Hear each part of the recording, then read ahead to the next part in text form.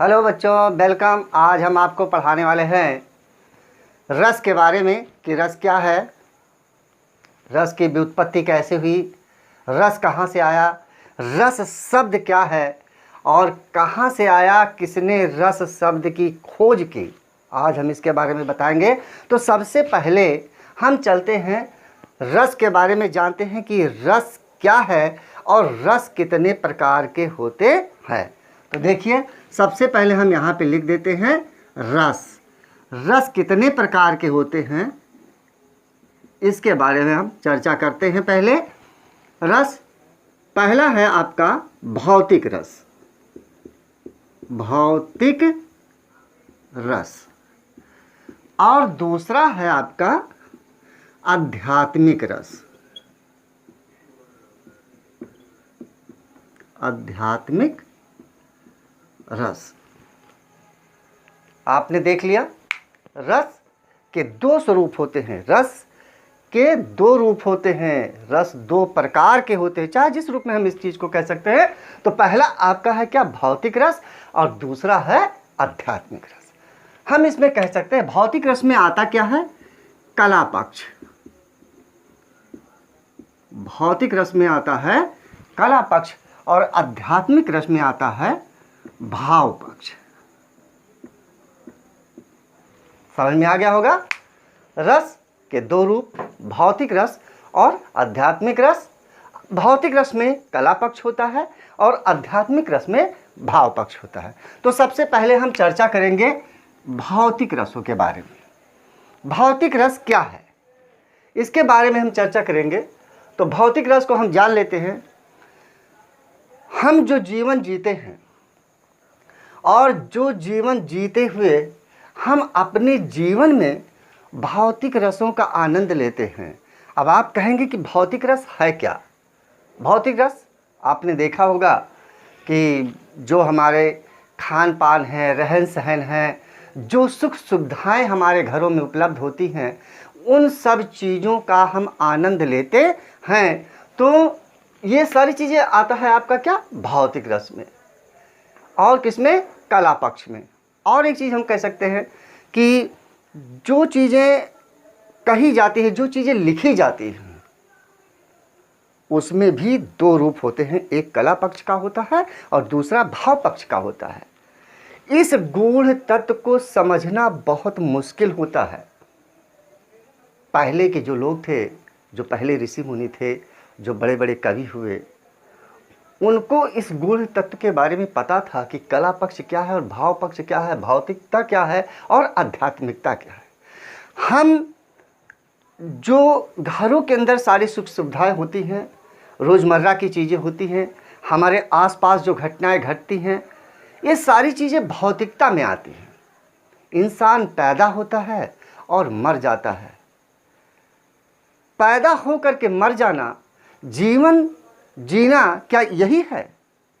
तो जो पैदा होते हैं और खाते पीते अपना जीवन व्यतीत करते हुए अपने परिवार में, अपने बच्चों में, सारे घर गृहस्थी का सुखों का आनंद लेते हुए और परलोक सिधार जाते हैं, वो आते हैं किसमें, भौतिक रसों में।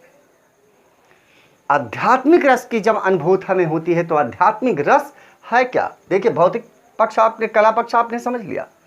जो भी स्वरूप होते हैं, जो भी चीज़ें लिखी जाती हैं, उसके भी दो स्वरूप होते हैं, एक कला पक्ष होता है और दूसरा भाव पक्ष होता है। लिखा जाता है, कुछ पढ़ा जाता है, कुछ और समझा जाता है, कुछ उसके भाव कुछ अलग होते हैं। इसका हम एग्जाम्पल अभी देंगे थोड़ा आगे चल करके। तो यहाँ पर इसको हम रोकते हैं, हम चलते हैं आध्यात्मिक रस में और भाव पक्ष में कि आध्यात्मिक रस और भाव पक्ष है क्या, आध्यात्मिक रस क्या है। तो पहले हम यहाँ पे देखते हैं कि रस जो है, रस शब्द की व्युत्पत्ति कैसे हुई। संस्कृत में पहले हमारे जितने भी बड़े बड़े ग्रंथ लिखे गए थे, वो सब संस्कृत में लिखे गए थे। बड़े बड़े कवियों ने, बड़े बड़े ऋषि मुनियों ने पहले, यानी हमारी जो भाषा थी वो संस्कृत की थी, और संस्कृत में ही सारे बड़े बड़े वेद पुराण जितने भी लिखे गए, आपने पढ़ा भी होगा, ये सब संस्कृत में ही लिखे गए। और जो संस्कृत में लिखे गए उसमें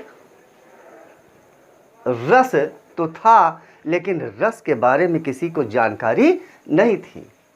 तो संस्कृत शब्द की व्युत्पत्ति से जन्म हुआ। रसस्ते, रसस्ते असो इति रसा, ये संस्कृत शब्द की व्युत्पत्ति है। रसस्ते असो इत रसा, कहने का अर्थ क्या है कि जिसका हम आस्वादन करते हैं, जिसका हम स्वाद लेते हैं। रसस्ते असो इत रसा, जिसका हम स्वाद लेते हैं, जिस चीज़ को हम ग्रहण करके हमें स्वाद का पता चलता है, वो रस है। लेकिन वो रस नहीं है। हम तो खाते पीते हैं और रोज़मर्रा की चीज़ें खाते कहते, जैसे आम तरीके से जीवन लोग जीते हैं और उसमें कहते हैं कि भाई ये चीज़ बड़ा रस है इसमें, और जो रस गन्ने का रस है और क्या है मौसमी का रस है। तो रस, ये रस नहीं है। ये संस्कृत शब्द में रस शब्द की यानी आया तो, संस्कृत में रस शब्द आया तो, लेकिन ये रस शब्द किसके लिए था? केवल जिनका हम स्वाद ग्रहण करते हैं उसके लिए था। लेकिन वास्तविक रस जो है वो क्या है, उसके बारे में हमें जानकारी नहीं मिली। तब कैसे पता चला रस के बारे में? तो देखिए, हम थोड़ा सा बहुत अपने पीछे ज़माने में चलते हैं, कहाँ से रस आया। तो देखिए, रस कहाँ से आया। एक आचार्य थे हमारे, उनका नाम था भरत मुनि। आचार्य भरत मुनि। आचार्य भरत मुनि ने एक ग्रंथ लिखा, एक ग्रंथ की रचना की। उनकी रचना थी नाट्य शास्त्र। क्या था? नाट्य शास्त्र। भरत मुनि की रचना है नाट्य शास्त्र, और नाट्य शास्त्र में ही उन्होंने रस का उल्लेख किया। आचार्य भरत मुनि का जो जीवन काल है, उनका जो समय है आचार्य भरत मुनि का, वो 400 ईसा पूर्व से 100 ईसा पूर्व के बीच माना जाता है। याद रखिएगा, 400 ईसा पूर्व से 100 ईसा पूर्व, इसी के बीच में माना जाता है भरत मुनि के बारे में। और इन्होंने नाट्य शास्त्र की रचना की, और इसीलिए भरत मुनि को रस का प्रवर्तक माना जाता है, रस का जन्मदाता माना जाता है। यानी रस के प्रवर्तक कौन थे? भरत मुनि। आचार्य भरत मुनि लिख सकते हैं, आचार्य भरत मुनि। ये क्वेश्चन पूछे जाते हैं सब बोर्ड एग्जाम में, ध्यान रखिएगा। जो हम बताते जा रहे हैं, जो बोलते जा रहे हैं, एक एक चीज़ों को दिमाग में अपने फीड रखिएगा। ऑब्जेक्टिव जो क्वेश्चन पूछे जाते हैं, जितने शब्द हमने कहा है, एक एक शब्दों को आप ध्यान से समझिएगा, क्योंकि इन्हीं में से क्वेश्चन बना करके ऑब्जेक्टिव जो क्वेश्चन पूछे जाते हैं, इन्हीं में से निकाल करके पूछे जाते हैं। तो जब तक आप बारीकी से समझेंगे बेटा, तब आपको ये समझ में आता जाएगा और आप इससे क्वेश्चन समझते चले जाएंगे। भरत मुनि जो थे, बड़े प्रतिभाशाली थे, बड़े विद्वान थे आचार्य भरत मुनि, और इन्होंने ही सबसे पहले रस का निरूपण अपने ग्रंथ में किया, और यहीं से रस शब्द की उत्पत्ति हुई।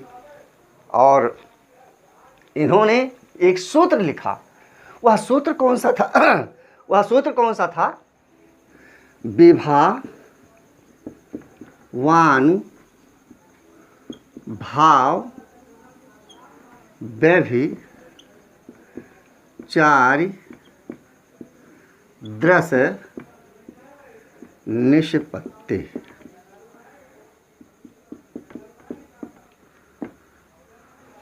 ध्यान रखिएगा इसको। विभावानुभाव व्यभिचार रस निष्पत्ति। अर्थात क्या, विभावानु, देखिए इसमें संविच्छेद आप कीजिए, विभाव ये अलग कर दीजिए, विभाव पहला हो गया आपका क्या, विभाव। अब यहाँ पे एक मात्रा आया अनुभाव, दूसरा बना अनुभाव, और व्यभिचारी तीसरा बना व्यभिचारी भाव के संयोग से किसकी, रस की निष्पत्ति होती है। यानी विभाव, अनुभाव और व्यभिचारी भाव के संयोग से रस की निष्पत्ति होती है। अर्थात क्या, जो भी काव्य लिखे गए उन काव्य में विभाव, अनुभाव और व्यभिचारी भाव, इन तीनों के रूप पाए जाते हैं, तीनों उसमें होते हैं। जितनी भी काव्य लिखे गए, तो याद रखिए व्यभिचार, एक चीज़ और हम यहाँ पे बताते चले आपको कि व्यभिचारी भाव जो होता है, व्यभिचारी भाव को संचारी भाव भी कहते हैं। व्यभिचारी भाव को संचारी भाव भी कहते हैं, ये चीज़ दिमाग में रखिएगा। तो आचार्य भरत मुनि ने अपने नाट्य शास्त्र में, आचार्य भरत मुनि ने अपने नाट्य शास्त्र में जो सूत्र लिखा रस के संदर्भ में, तो क्या लिखा, विभावानुभाव व्यभिचार रस निष्पत्ति। अर्थात विभाव, अनुभाव, व्यभिचारी भाव अर्थात संचारी भाव, व्यभिचारी भाव या संचारी भाव के संयोग से रस की निष्पत्ति होती है, अर्थात रस का जन्म होता है। शायद समझ में आ गया होगा। विभाव, अनुभाव और व्यभिचारी या संचारी भाव के संयोग से रस की निष्पत्ति होती है, अर्थात रस का जन्म होता है। तो जो भी काव्य लिखा जाता है, सभी काव्यों में ये पाए जाते हैं। अब हम थोड़ा आगे चलते हैं, जहां से हमने शुरू किया था, आध्यात्मिक रस। याद आया होगा आपको, आध्यात्मिक रस। अब आध्यात्मिक रस यानी जिसे हमने लिखा था भाव पक्ष, आध्यात्मिक रस को हमने लिखा था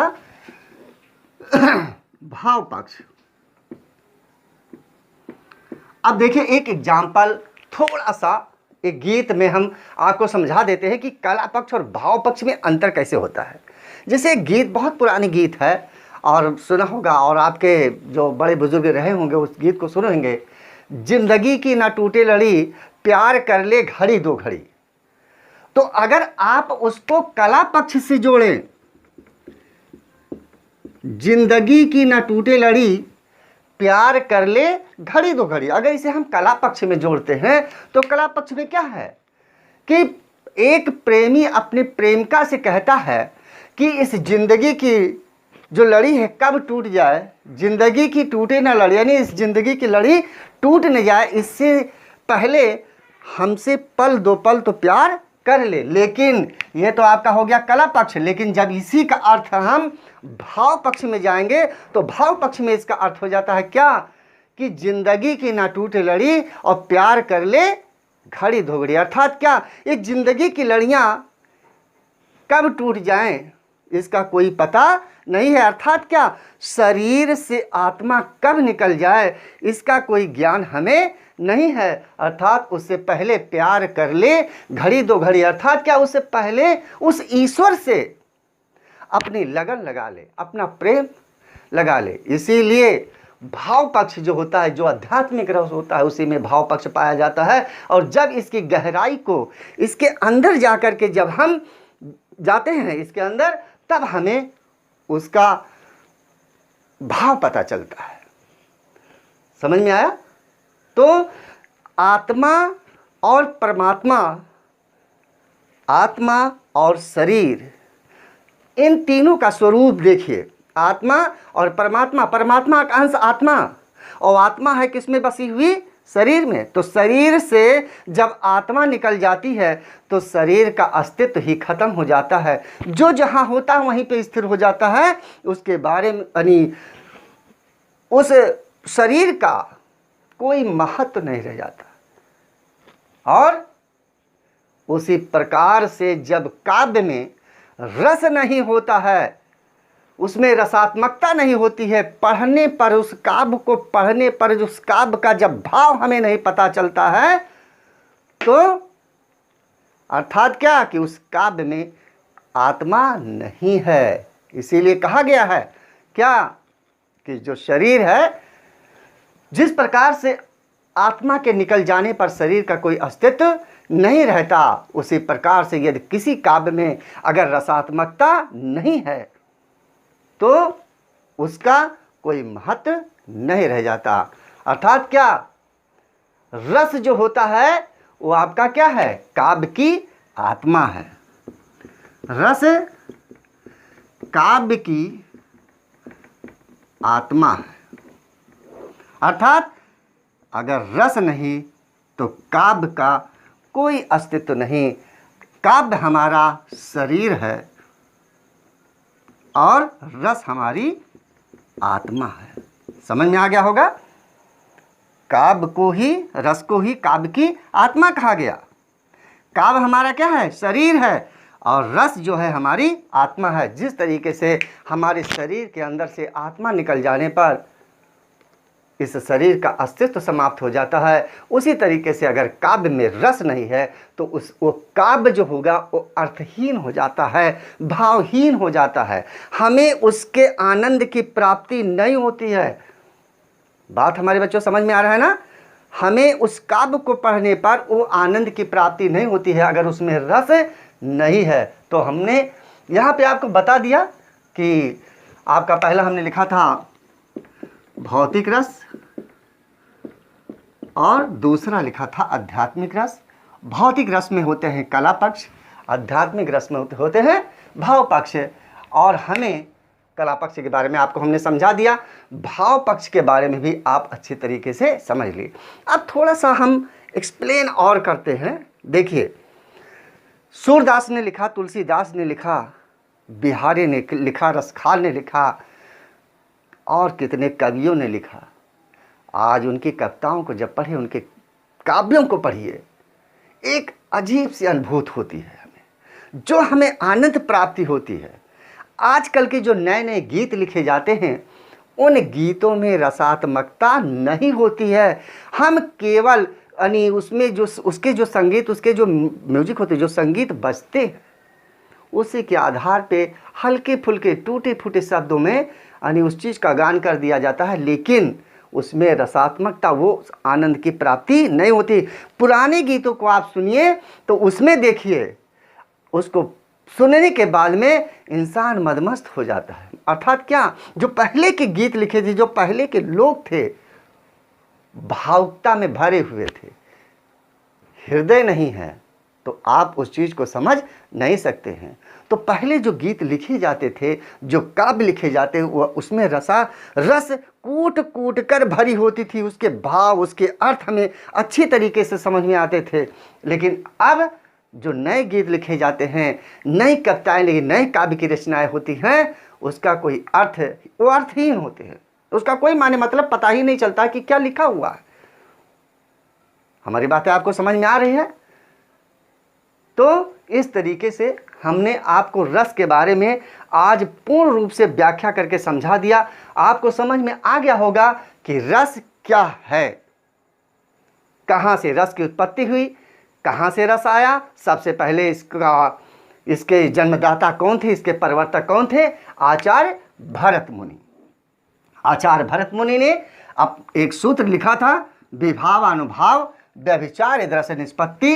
अर्थात विभाव, अनुभाव और व्यभिचार्य निसंचारी भाव के द्वारा जो हमें रस प्राप्त होता है वही रस है। तो समझ में आ गया होगा। रस के प्रवर्तक आचार्य भरत मुनि माने जाते थे, बड़े विद्वान थे, बड़े प्रतिभाशाली थे। और जहाँ एक चीज़ हम आपको बताते चले, भरत मुनि ने अपने नाट्य शास्त्र की उत्पत्ति जो भरत मुनि ने अपने नाट्यशास्त्र को लिखा, इनकी जो रचना थी नाट्यशास्त्र, ये इनकी रचनाएं ब्रह्मा से मानी जाती है। भरत मुनि की जो रचना है नाट्यशास्त्र, ये ब्रह्मा से मानी जाती है। और ब्रह्मा, क्योंकि शंकर ने ब्रह्मा को नहीं बताया, और शंकर ने ब्रह्मा को और ब्रह्मा ने अन्य ऋषियों को काव्य शास्त्र का उपदेश दिया, ऐसा हम कह सकते हैं।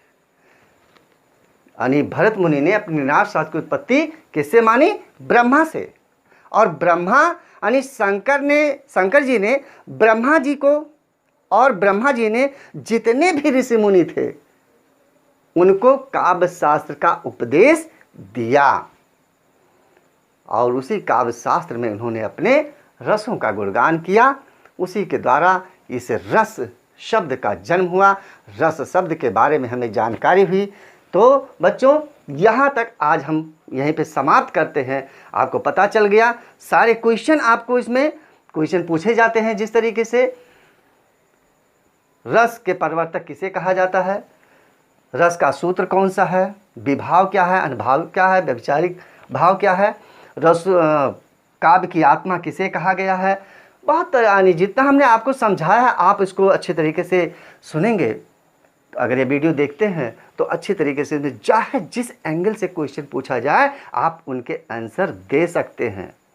बहुविकल्पीय में क्वेश्चन, ऑब्जेक्टिव में जो क्वेश्चन पूछे जाते हैं, तो ऑब्जेक्टिव में चाहे जिस तरीके से क्वेश्चन पूछा जाएगा, बहुत अच्छे ढंग से अगर आपने समझ लिया है, इसी में कम से कम 50 क्वेश्चन छुपे हुए हैं। अगर आपने मन लगा करके बेटा समझा है तो आपको एक एक का आंसर अच्छे ढंग से समझ में आ जाएगा। आप क्वेश्चन बनाते जाइए और समझते चले जाइए, जो जिस तरीके से हमने आपको बताया। अब इसके बाद में हम जो अगला वीडियो आपको बताएंगे, उसमें हम आपको इसकी व्याख्या, विभाव, अनुभाव, अलग अलग उसमें वीडियो में हम आपको एक एक करके एक एक की व्याख्या समझाते जाएंगे, क्योंकि ये आसान नहीं है। इसके बारे में ये नहीं छोटा सा कि हमने किताब खोला और 2 लाइन में पढ़ करके सुना दिया, 5 मिनट में आपको वीडियो बना करके। जब तक आप उसके तत्व को नहीं, उसके काव्य के सौंदर्य के तत्व को नहीं समझ पाएंगे, तब तक आपको किसी भी प्रकार का कोई अनुभव ही नहीं, जानकारी नहीं होगी, आपको समझ में नहीं आएगा। तो उस तरीके से हम आपको पहले अच्छे तरीके से एक एक वीडियो में आपको अलग अलग तरीके से हम इसको समझाएंगे, ताकि आपके दिमाग में ये चीज़ें बैठ जाएं। और आज आपका 9th हो, 10th क्लास हो, 11th हो या 12th हो, आगे भी आप जाएंगे, जो कंपटीशन बीट करते हिंदी के जो पेपर होते हैं उसमें उस क्वेश्चन पूछे जाते हैं। हिंदी के क्वेश्चन यानी बहुत से कोई यानी ऐसे एग्ज़ाम्स हैं कि जिसमें हिंदी के क्वेश्चन पूछे जाते हैं, तो ऐसे बारीकी से निकाल करके क्वेश्चन पूछता है, और बच्चे बस वही केवल एग्ज़ाम में पढ़ लिया, याद कर लिया, एग्ज़ाम दे दिया, वहाँ तक सीमित होता है। लेकिन अगर आपने अच्छे ढंग से पढ़ा है तो आपको सफलता निश्चित मिलेगी। तो यहीं पे हम अपनी बात को समाप्त करते हैं। अगले वीडियो में फिर मिलेंगे। जय हिंद, जय भारत।